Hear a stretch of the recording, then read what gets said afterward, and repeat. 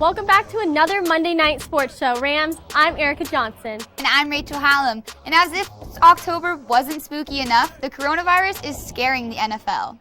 Are you confused by the CSU Athletics investigation? So is Ethan. He tried to break it down for us in this week's Bird's Eye View. And we have our Pickem, which finally includes the Rams. CTV Sports starts right now.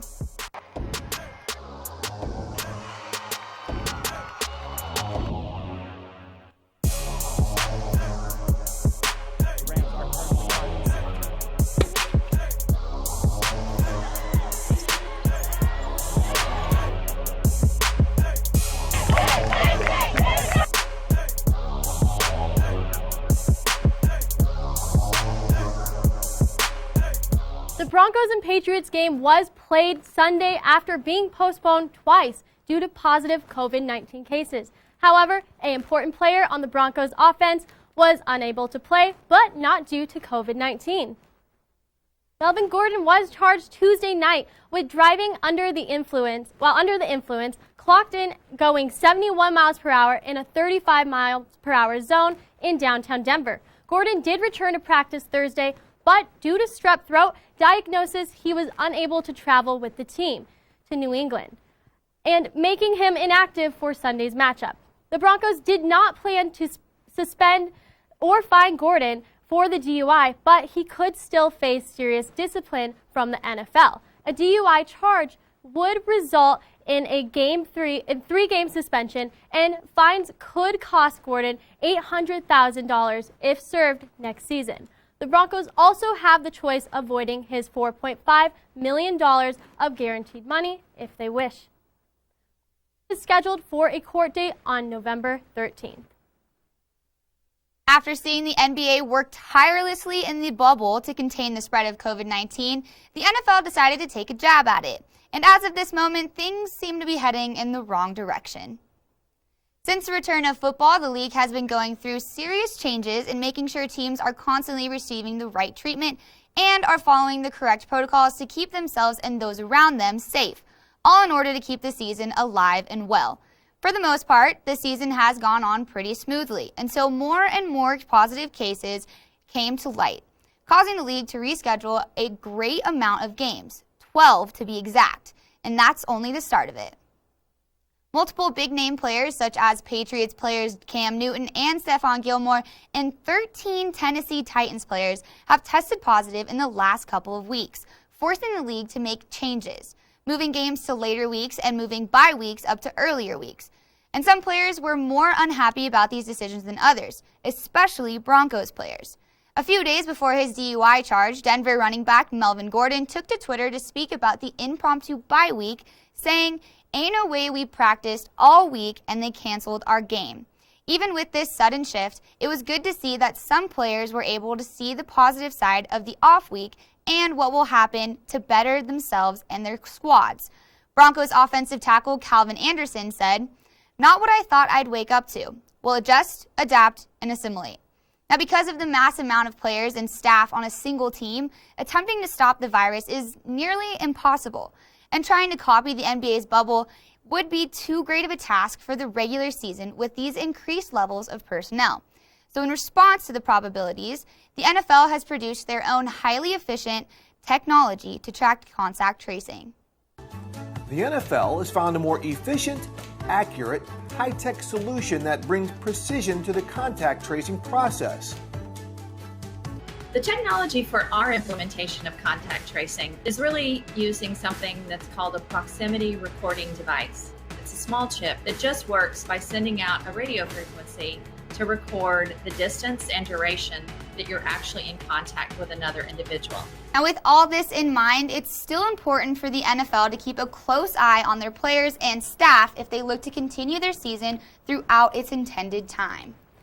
Yeah, that's just crazy that they try to copy the NBA. I think that they have to find their own system with it, and they're going to. I think looking forward, they've talked about the idea of trying to do the bubble sort of way with the preseason, and I think that definitely would be easier. It's just really hard for the NFL, especially because they have so many more personnel on their teams than the NBA does. So it'll be interesting to see what they can do, and I hope that the season can continue, but we'll see. Oh, absolutely. I really hope that the season really can continue. While the NFL might be on the verge of losing the rest of the season, we aren't prepared to fumble the ball ourselves as we're back with our top 5 plays of the week.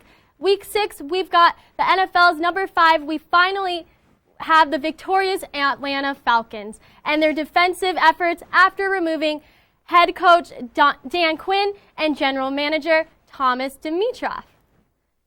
So at play 5, he gets the ball right here, and he doesn't catch it. And you can't see in this angle too well, but he comes up with a catch, and it's between his legs. See, look right here. This is a better view. You see, I thought the ball wasn't caught at all, and it was just right between his legs. Those muscles were working overtime. And sticking to the defensive side, this interception definitely takes the cake.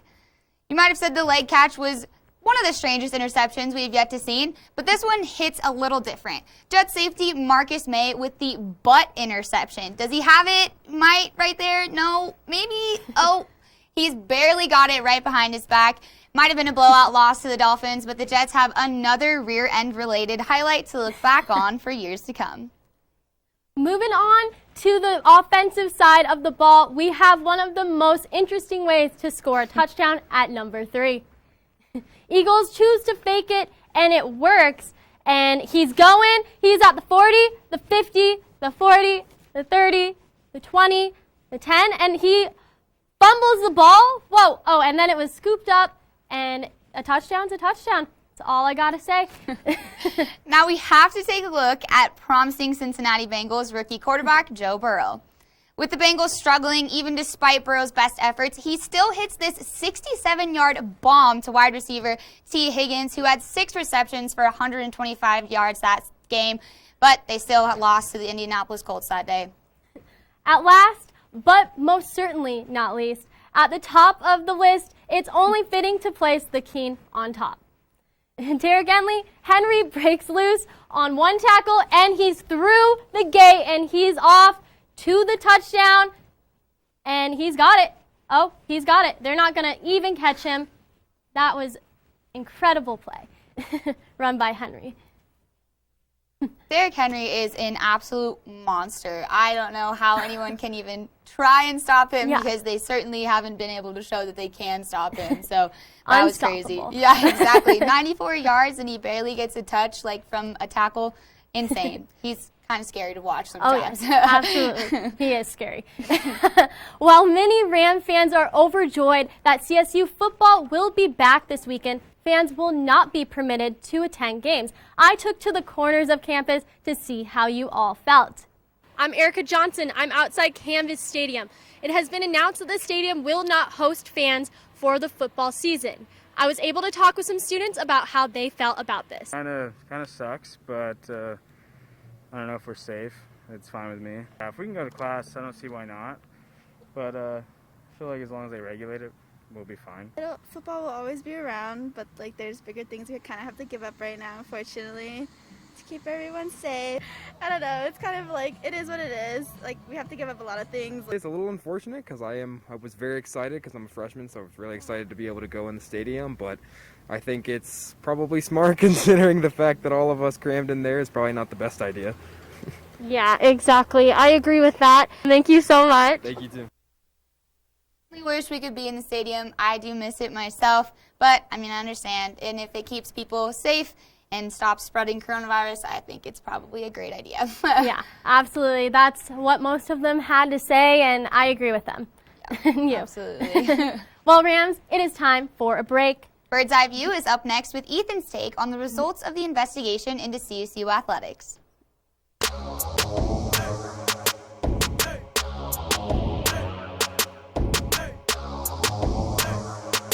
It takes less than 1 minute to find out if you may have prediabetes.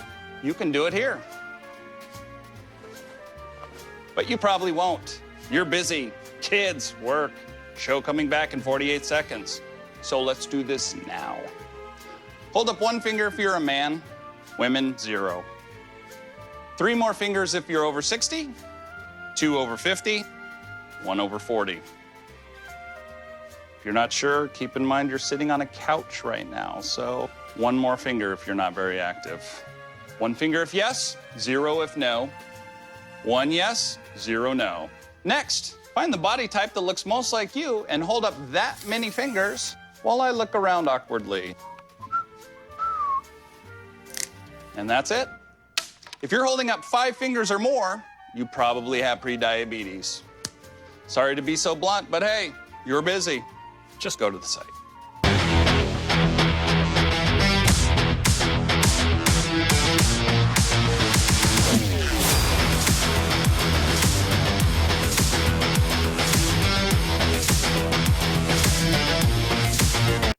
How you doing, Rams? Welcome to yet another week of Bird's Eye View. You haven't gotten rid of me yet. I'm Ethan Bird. Come on down and join me. You know how it goes.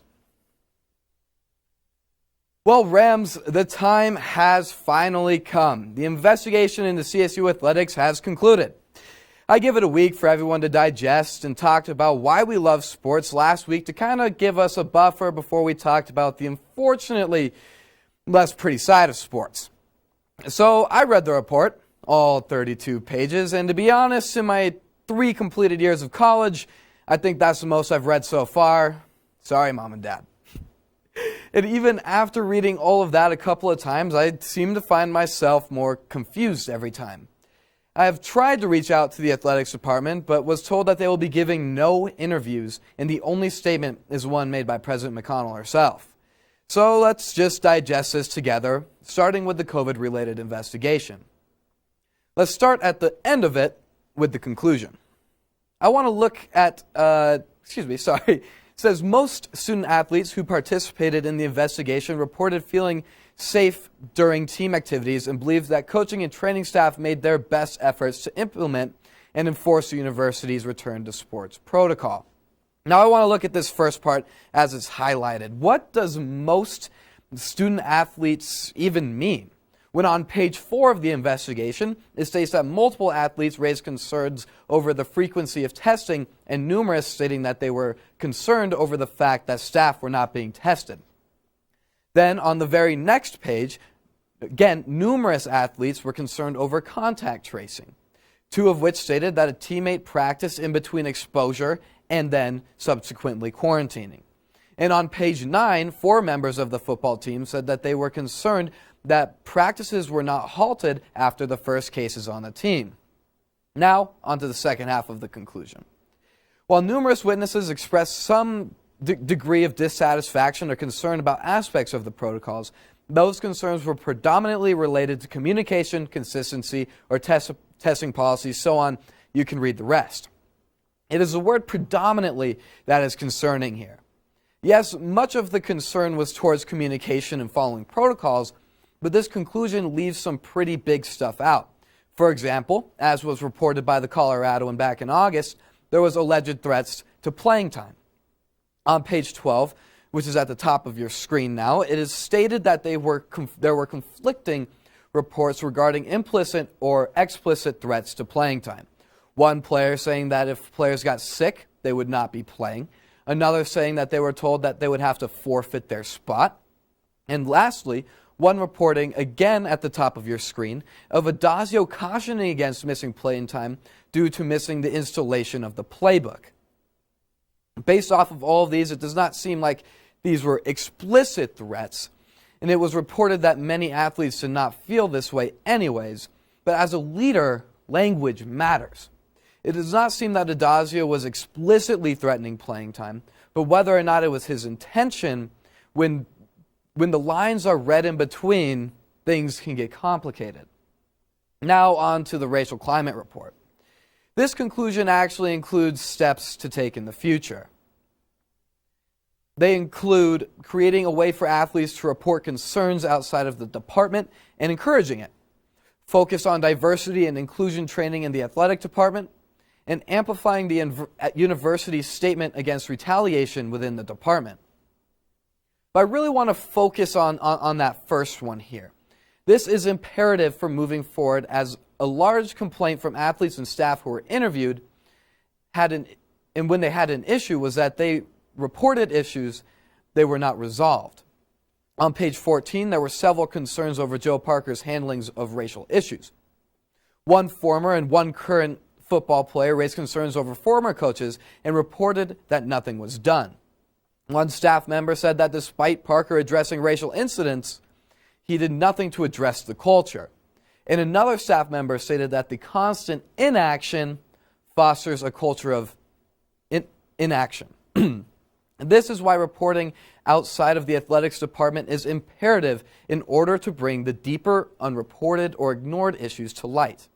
These are important steps for the athletic department to get to a place where all athletes of all races, sexualities, genders, and creeds will feel loved and accepted. Now, despite all of this, I am still left here with 3 questions. First, one that I had hoped would have been mentioned in the report but was not: how ethical was it that CSU football was able to get back onto the field despite the ongoing investigation? Having the athletes who were being interviewed among the exact coaches who were being investigated could have been a liability. Now, 2, 115 individuals were interviewed, 49 athletes, 63 employees, and 3 community members. Considering this was an investigation into a racial climate, how diverse was the field of interviewees? I've reached out to the investigating law firm on this and am yet to hear any sort of reply. And lastly, how is everyone being kept accountable? If it were to come out that COVID guidelines were being broken, what would happen? With encouraged out-of-department reporting, what happens when racial incidents are reported? And now, despite these questions, this investigation was very important. It helped shed some light on the truth of this whole situation that we did not really know a whole lot about. And that is the most important part. But it may not be over yet, as we are yet to see the aftermath and implementation of these recommendations. And we here at CTV will be the first to let you know. Well, those are my thoughts. But as always, I want to hear from y'all. What are your thoughts on the investigation? Go ahead and hit me up on Ethan_Bird_ on Twitter. Now Rachel and Erica have their Pick'em up next. Good night, Rams. I'm Ethan Bird.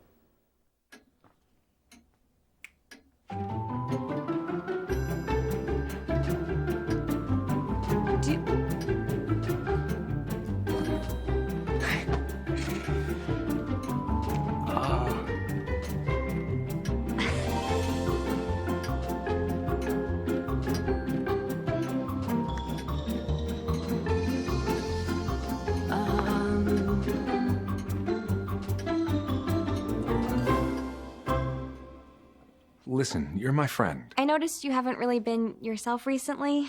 Yeah, I feel like something's up. How are you? Are you okay?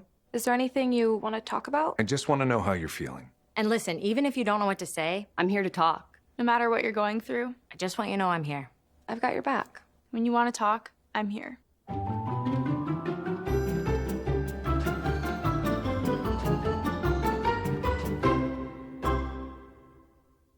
Welcome back from the break, Rams. We have some investigating of our own to do into the games of this week's Pick'em. First off, we have what may be an AFC title preview when the undefeated Steelers and Titans face off on Sunday. Erica, who you got? I have to go with the Titans. They have Ryan Tannehill, and he just is so explosive when he takes the field. You know, he gets those passes to the end zone, and he really can just maneuver down the field, and he does it so well with Henry and with A.J. Brown. Like in this, I think that he does an incredible job just getting down the field, and he also can rely on Derrick Henry as well, with leading the league in rushing yards at 319.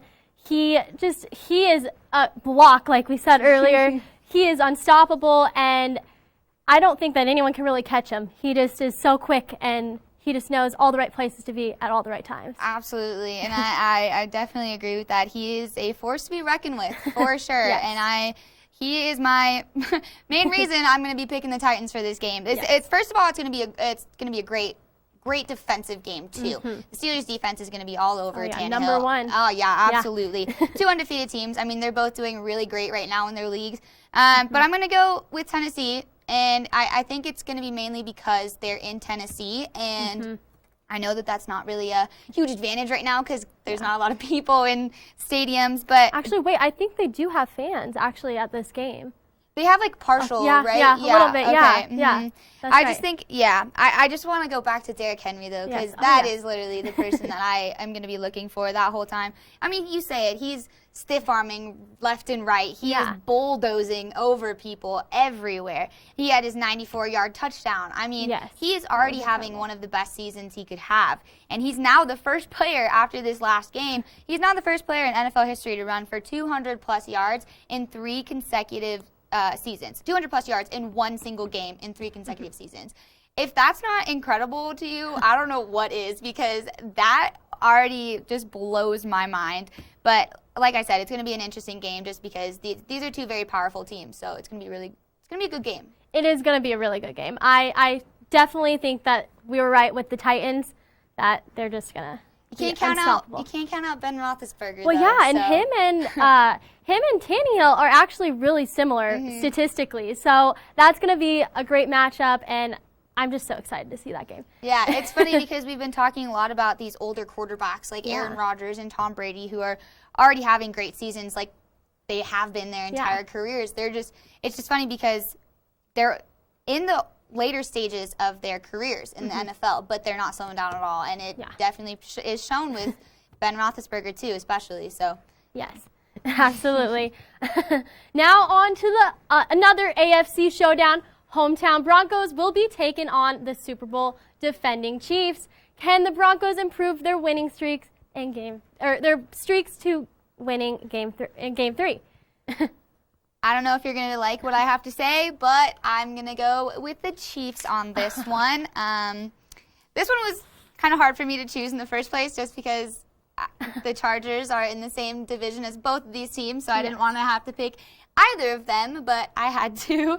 But I think it comes back to another player that we've talked about a lot already too, Patrick Mahomes. He is already a standout. He's been a standout since he's been in the league, and his connection with multiple different targets is the craziest part to me. He's not just targeting one single player. You have a lot of highlights of him targeting Tyreek Hill, Travis Kelce, but he also has players like Sammy Watkins, and he has great running backs now like Clyde Edwards-Helaire, and with the new addition of Le'Veon Bell, I mean, that offense is going to be unstoppable. And thinking about it, though, it's just their defense needs to keep it together. Patrick Mahomes and his offense can do whatever they have to keep getting points on the board, but if their defense plays like they did against the Raiders and they just let them kind of run all over them, there's no chance for them.